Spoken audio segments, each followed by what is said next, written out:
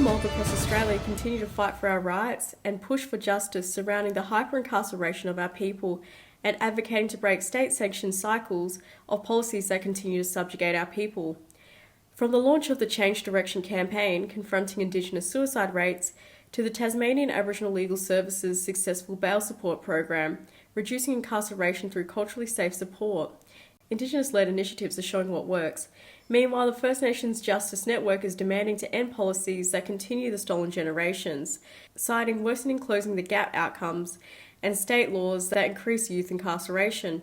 At the same time, Indigenous entrepreneurship is being celebrated through the inaugural First Nations Exporter Award, recognising globally successful businesses such as the Whadjuk Artists, Kakadu Organics and House of Darwin. Across mental health, justice and economic empowerment, these developments highlight both the challenges and the strength of First Nations people and the need for genuine investment in self-determined solutions. More of that later. Kaya, I'm Leanne Djilandi Dolby, and this is the National Indigenous Times Daily News Bulletin for the 22nd of May 2025. The third First Nations Clean Energy Symposium, set for August 14th to 15th in Kabi Country, also known as the Sunshine Coast, is a pivotal event advancing Indigenous leadership in Australia's renewable energy transition.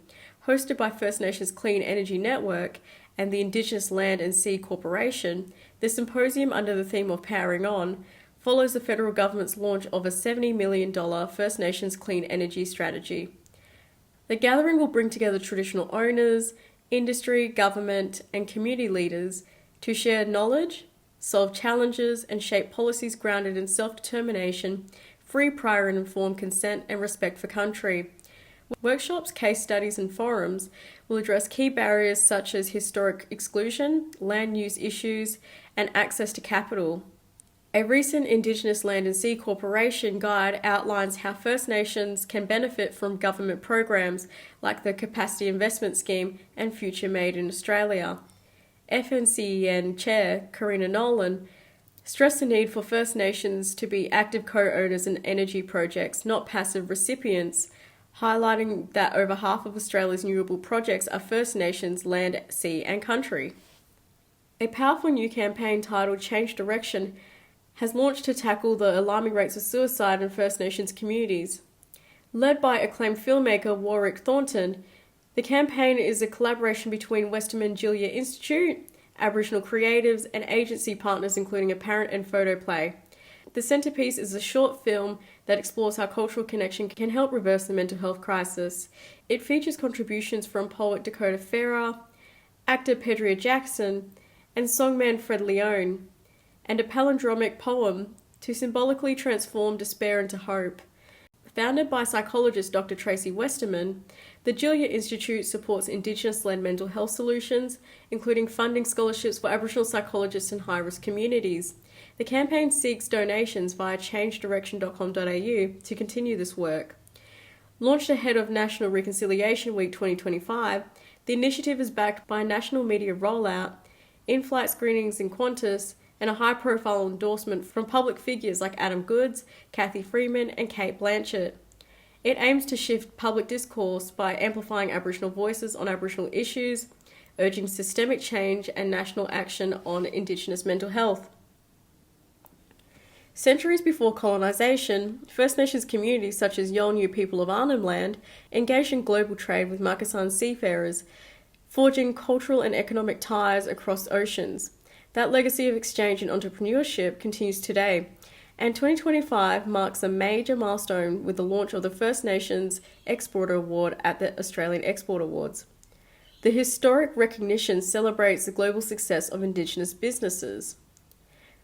From Whadjuk Artists and their internationally acclaimed textiles to Kakadu Organics bush medicine-inspired wellness products, and House of Darwin, a social enterprise turning fashion into cultural impact. These businesses not only showcase First Nations innovation, but also drive economic empowerment in their communities, with First Nations exporters generating over $670 million in revenue in 2022 to 2023, and employing significantly more people than average Indigenous businesses. The new award acknowledges their crucial role in Australia's export economy. Backed by the National Indigenous Australians Agency, DFAT and the National Chambers of Commerce, the award is more than symbolic. It's a platform for visibility, validation and pride. Applications for the 2025 award are now open, reaffirming that Indigenous entrepreneurship is not new. It's a continuation of long, powerful legacy. The Tasmanian Aboriginal Legal Service has reported strong results from the Bail Support Program, an 18-month pilot aimed at reducing recidivism and improving outcomes for Aboriginal people on bail. Funded through the Closing the Gap Capacity Building Fund, the Indigenous designed and led initiative provided culturally safe, community-based support to address barriers contributing to overrepresentation in the justice system. Key outcomes included 88% lower imprisonment rate than the national average for Aboriginal people, 49% lower than the overall Tasmanian rate, 63% decrease in housing instability and homelessness, 47% reduction in substance dependency, and 30% increase in mental health assessment and treatment engagement. TAL's CEO Jake Smith emphasised that the program both improved legal outcomes and significantly reduced state costs, estimating that every $1 invested saved over $8 in prison costs. BSP manager Lucas Tolpert described the results as profound, while former Aboriginal Affairs Minister highlighted the program as a model for government partnerships with Aboriginal community-controlled organisations to deliver culturally sensitive, effective justice programs. The First Nations Justice Network, representing over 30 Indigenous legal organisations, is urging the Labor government to deliver systemic transformation to truly end the stolen generations and reverse worsening closing the gap outcomes.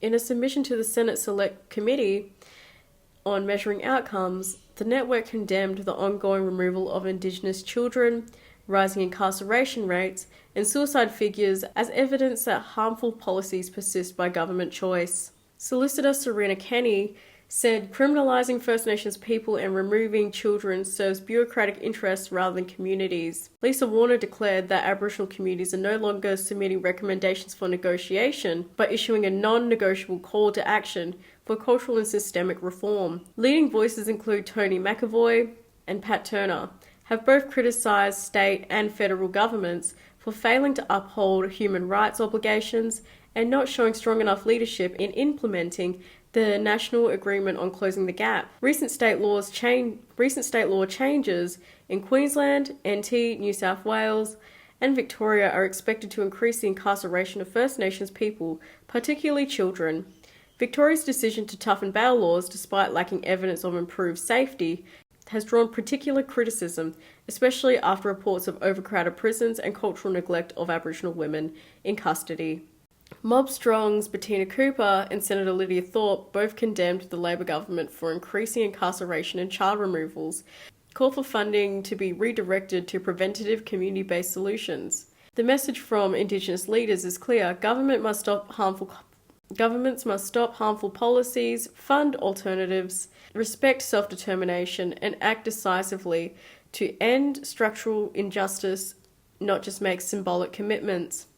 That's today's Daily News Roundup from the National Indigenous Times. For more news, head to nit.com.au and sign up for our free newsletter.